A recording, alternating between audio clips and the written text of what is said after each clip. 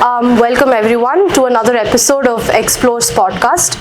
We're here together on the occasion of Fulcrum 6.0, XLRI's flagship consulting conclave, and it's my honor and pleasure here to welcome one of our guests. I am Abirami S, a student of XLRI Jamshedpur from the PGDM GM batch. Our guest today here has 2 decades of experience in a single consulting firm, which is very rare in an industry which is defined by movement. He's built his expertise in one of pharma's demanding sector of compliance, and currently he's leading the shift into enterprise AI for life sciences unit. It is my pleasure, sir, to welcome senior partner at Infosys Global Consulting, Inder N. Sir, you've been about 12 hours into our campus. How does it feel being back to a B school? XLRI has always been my second home. You can say that. I always get connected to the students and the faculty. I have got a strong relationship with Professor Sarangi and Dr. Mishra, who has moved to the new campus, but it always feels good. We have got lots of alumni from your college that are part of Infosys Consulting, as well as the excitement and the energy that I get in this campus is unparalleled. So I always love to come back to this campus. Amazing. So walk us through your day, right? What does a day or your calendar look like? Especially now that you're leading enterprise AI for life sciences, how does a day-to-day in your life look like?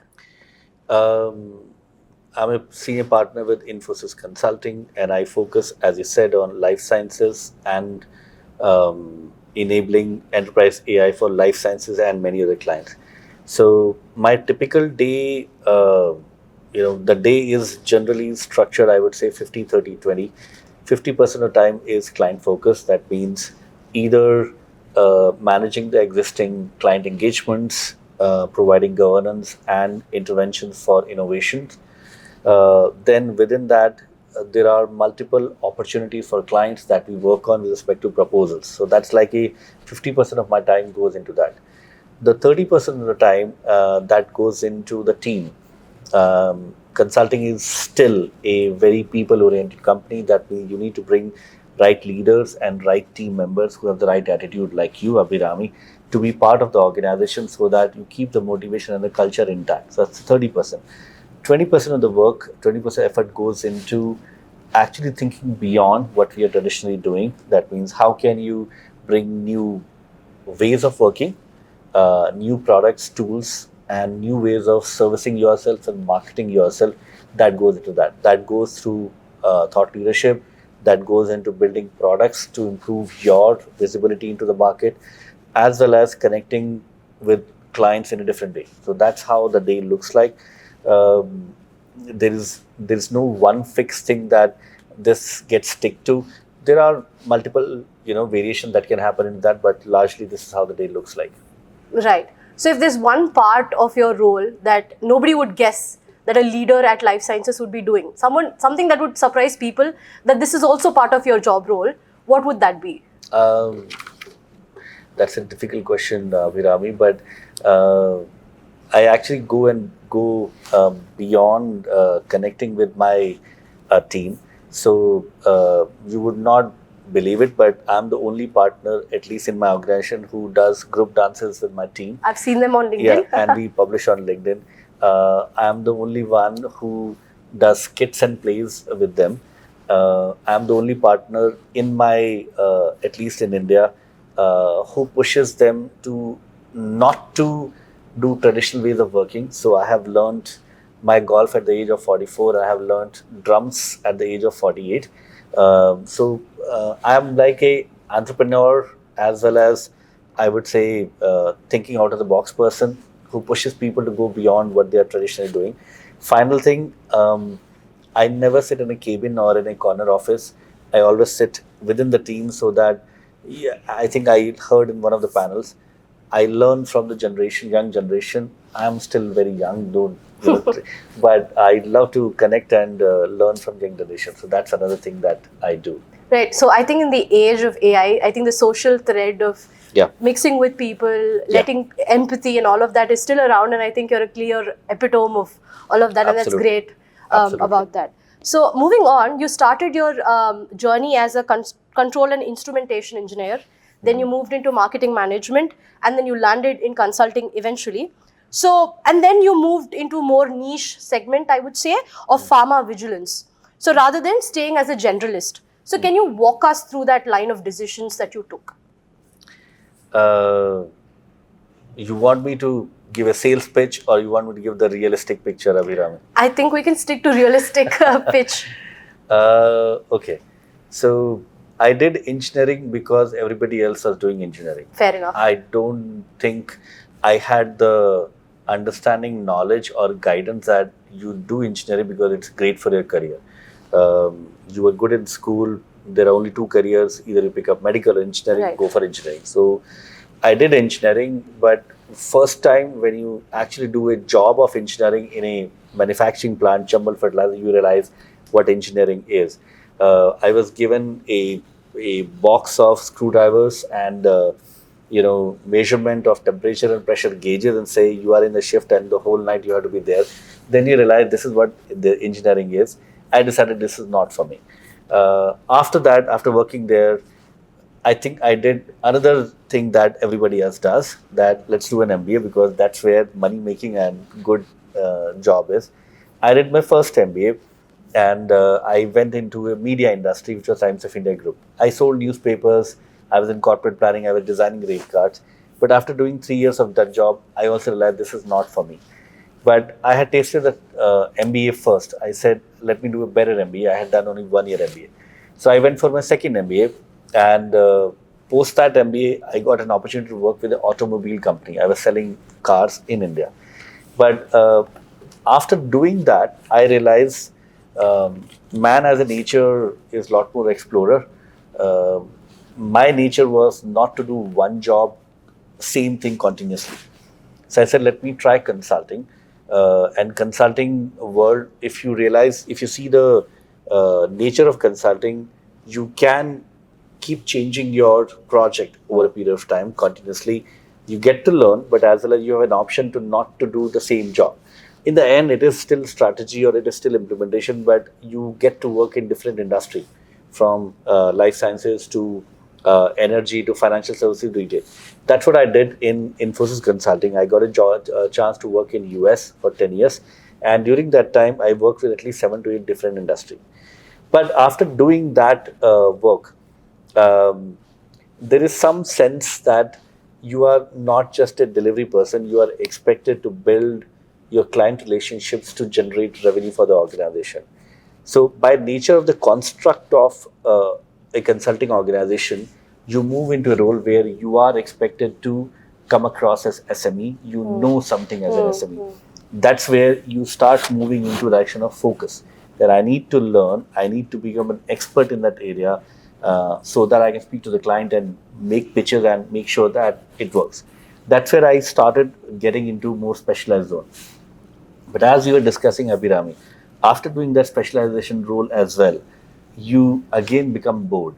And then you want to do many things. And that's why from going generalist to the specialized role, you again want to be generalist because you want to be everywhere. Again, as a nature, you want to have some tension in your role that you have to learn everything. You can't be a specialist in one area. You have to be on your toes to keep learning things.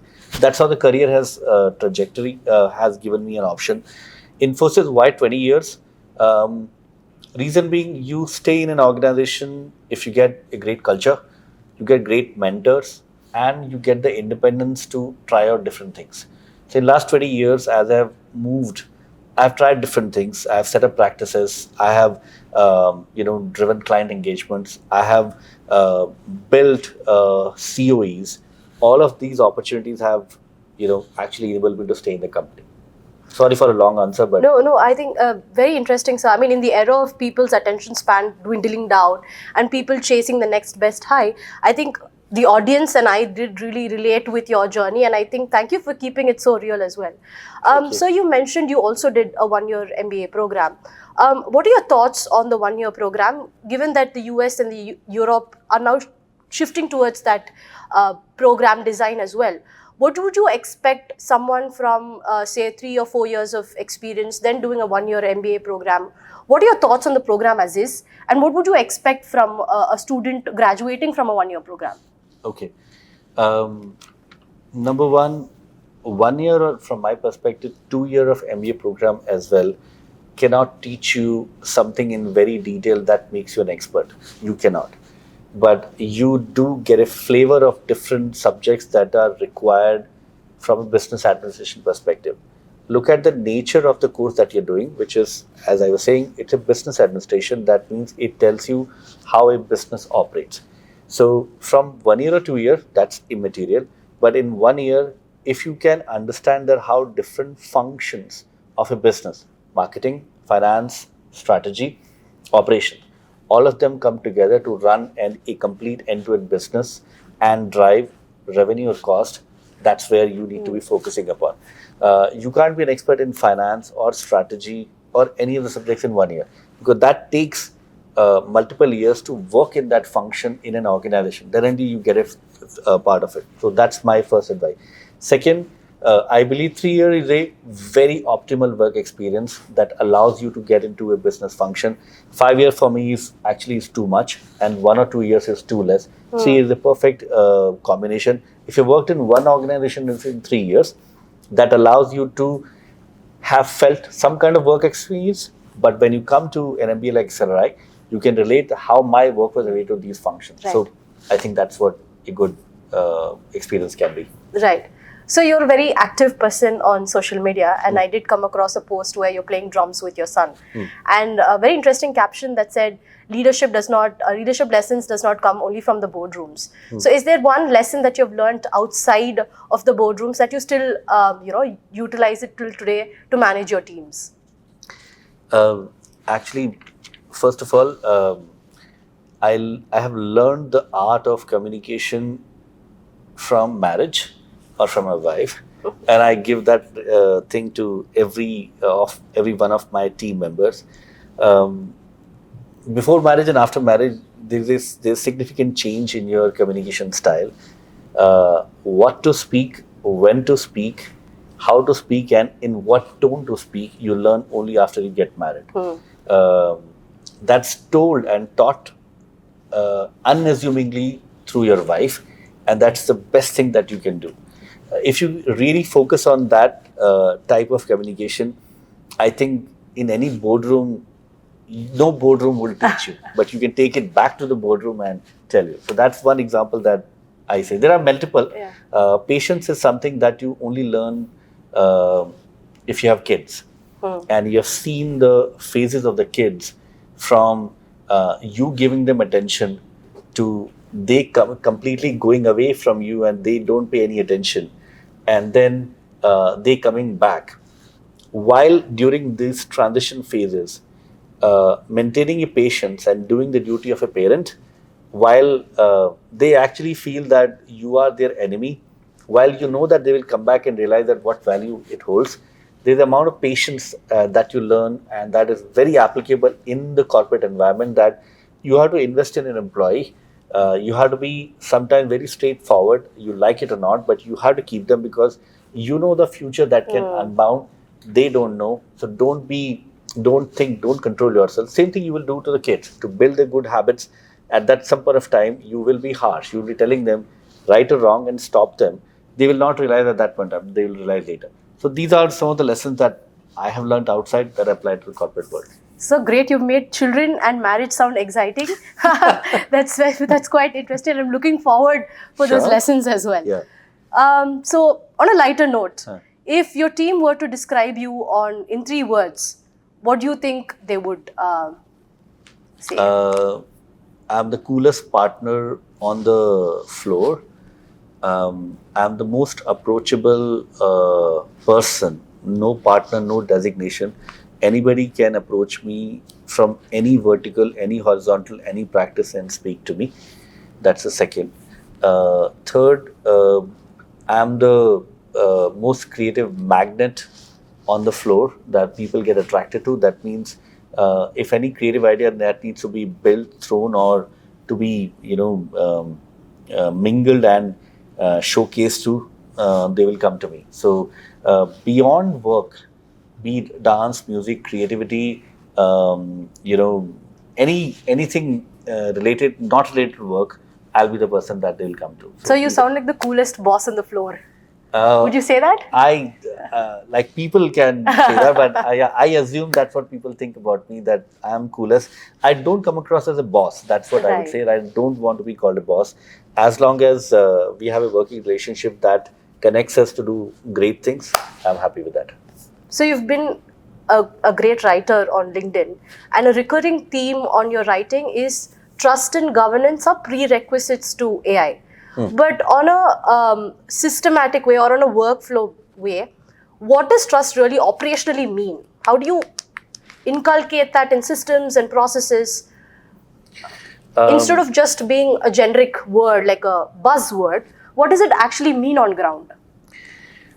So, you are using AI already, right? Yes, yes. Okay. So, and how much have you started trusting the output that are coming from AI? So, right now our use cases for AI has always been creating presentations and doing our exams one day before the exams and learning for quizzes, solving for our assignments. And there's always what we learn in class, we apply in it and see what AI is giving is correct or not. So that's the level of trust or governance we put there in AI uses that we have right now. Yeah. So, I'm working in a corporate environment, and by chance, I'm working in an industry, as I was describing in the panel, that works with human lives.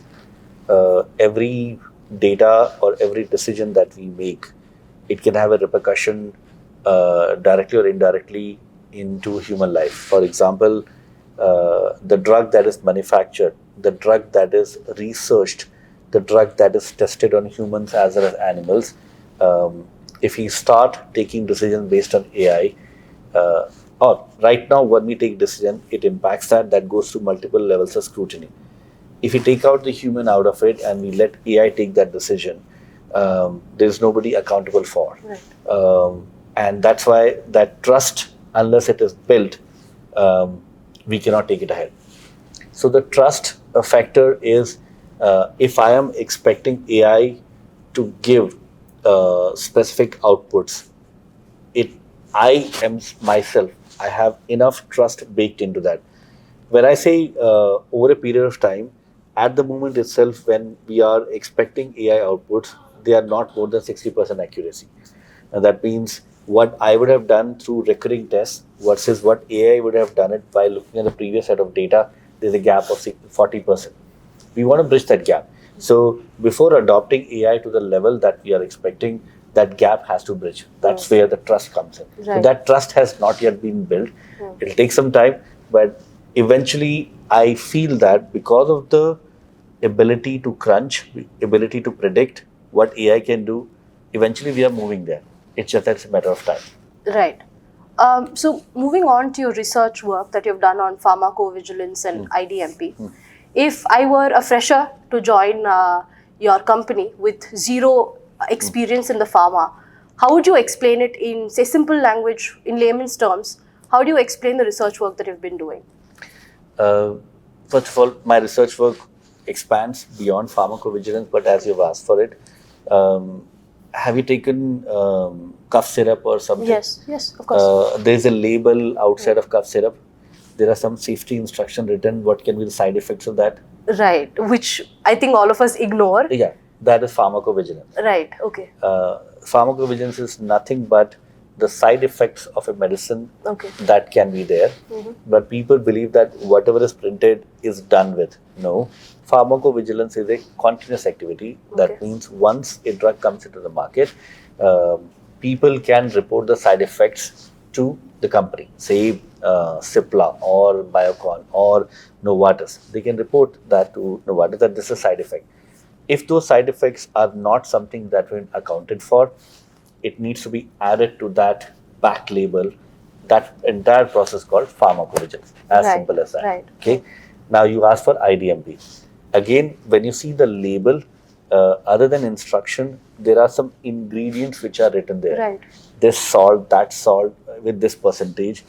that is nothing but the components or the molecules or elements that have gone into making a drug.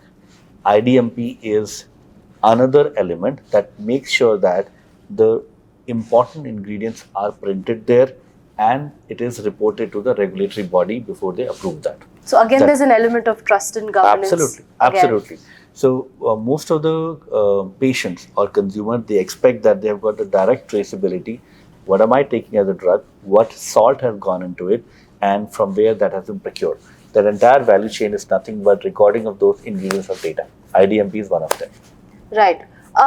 So looking 2 or 3 years ahead, how do you think AI adoption is happening in the pharma and healthcare sector? I think it's going to completely disrupt the pharma industry. And I'll tell you why. Pharma industry, first of all, pharma industry, people feel that it is very different than financial services industry or a CPG industry or any industry. In some respect, it is there, but in some respect, it's very similar. Where it is similar is that putting the bets. Like a company like Hindustan Lever, Unilever, they put bets on certain soaps, certain skin creams, certain this one, they will be successful. Same like a dairy company, they put a bet on a ghee or a milk or something. Like that only, pharma companies also put their bets on certain molecules, certain diseases. Diseases will increase as well as my drug will take care of that. So the bet system is there as well. But the challenge with pharma companies is that because of the long cycle of testing and regulatory approvals, it takes almost 8 to 10 years to bring one single product in the market. AI has the power, if applied right, to bring that 8-year cycle to 2 years, even faster. So from that perspective, if a company can bring the drugs faster to the market, lot many people can be cured better. That's benefit to the pharma company. That means their return on investment is faster. The second thing that even regulatory bodies, what their objective is that how can you bring the drugs faster to the market because population can get cured better. So they are also onto those lines. So when you see the conversions of the objective because of AI, it's really, really strong.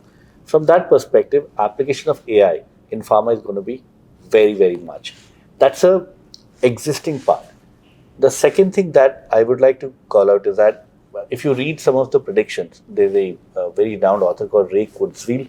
You read the book called Singularity is Near. What they're expecting is that going forward, actually, you would have, like you got blood cells, going forward, you would have at least 100 to 150 nanobots in your body. And your watch, if you're wearing a smartwatch, right now it is not. If you're wearing a smartwatch, your smartwatch will be getting the signals of these nanorobots.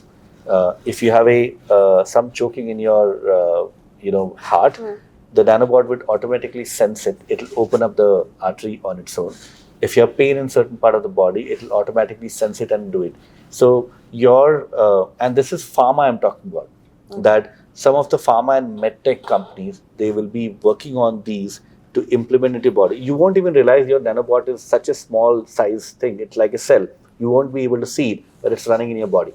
That's the future of pharma with respect to the technology that's going to happen. So 3 years is a small time, I would say, but I would say in 10 years, you will be monitoring yourself, you'll be eating very differently, Abirami, to what you are eating right now. Interesting. And on the same line, what does it mean for the workforce in the industry? You've mentioned about the advancements that can happen, but what does it mean for the workforce that are currently in the pharma and planning to enter into the pharma industry? The R&D is an area which is going to be still very, very hot because that's where most of the money pharma companies are going to be investing. The commercialization is going to be completely different because patients are going to be a lot more fact driven because now AI can produce anything, so that's going to be fast driven. So if you're asking about the workforce, they need to be reskilling themselves about how the impact of AI and technology is going to be there on your workforce. Trust me, say if I look at a pharma company, the employees who are working there, their ways of working, that means they'll be a lot more accessing the data and taking first-hand data decisions from AI. So they are going to be a lot more validators than the executioners. The execution role is going to be a lot more AI. That's what is going to be there. On the consulting side of things, as myself and Shubhro are, we are going to be monitoring and enabling the companies to use that AI a lot more because we want to make them faster, I would say cheaper, as well as more, I would say, accessible to the market. That's a change that I can see in the coming years, Abirami. Right. Okay. Very interesting, sir. I'll move on to the next segment, which is a rapid fire segment. So what's the application that you check first thing in the morning? LinkedIn. Oh, interesting. If there's one skill that you've learned from your B school that you still use today, what would that be? Networking and communication. Okay. One thing your 2000 self wouldn't believe about your current life? That actually I can connect with people. I was an introvert. Hard to believe, but... Yeah, I was an introvert.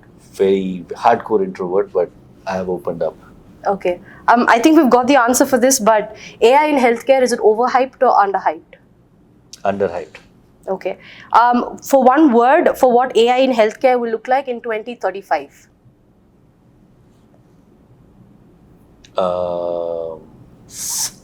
I would not say one word, but two words. Still disrupting. Today it's disrupting. In 2035 as well, it will be still disrupting.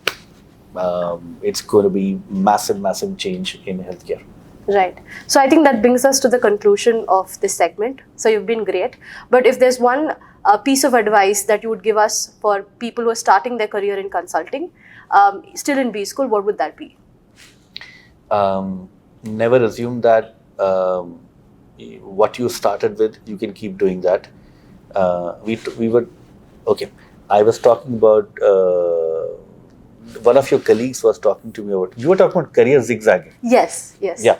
So I completely agree about career zigzagging in the coming years.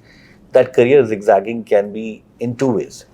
If you want to stay in one company, don't stick to one kind of job. You can be doing career zigzagging. But if you can move around the organization, it's even better because you're not only changing the jobs and changing the responsibility, you're changing the culture as well. In both ways, my message is, why am I suggesting is that because you are getting ready to manage uncertainty. That is going to be a constant thing in coming years. And for your career, as much as possible, if you can manage uncertainty, you can be on a growth path. Right. Well, thank you so much, sir. You've been very candid and very realistic, and I was able to relate with a lot of things that you've said. You've been a wonderful guest. Thank you so much for coming and spending your time in XLRI Jamshedpur. Thank you, Abirami, for giving me a chance. Lovely speaking to you. Thank you.